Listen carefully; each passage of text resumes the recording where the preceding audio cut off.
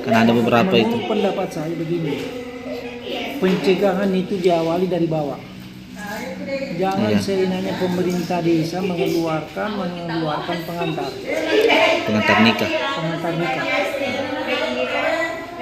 Kalau tidak ada pengantar kan tidak mungkin kan berbuah. Betul. Toh? Nah Itu Nah, berarti pihak perempuannya berarti. sama, biar beda dari segi laki-laki juga. Kan ada juga perempuannya cukup umur, laki-lakinya tidak cukup umur.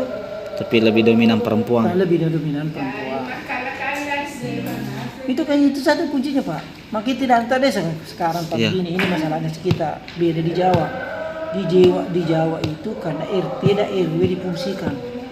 Kalau dia sih Tidak boleh ada pengantar langsung ke desa kalau tidak ada rekomendasi dari RT. RT. Sini langsung Tidak di guys. sini apa? Hanya diberi gaji saja RT. Tidak bukan tidak ada kerjanya. Iya tuh, tahu Iya, tuh. betul. Di Jawa itu difungsikan Biasa betul-betul itu. RT, makanya Makanya tidak ada terdeteksi. alasan bahwa pemerintah desa itu tidak tahu rakyatnya.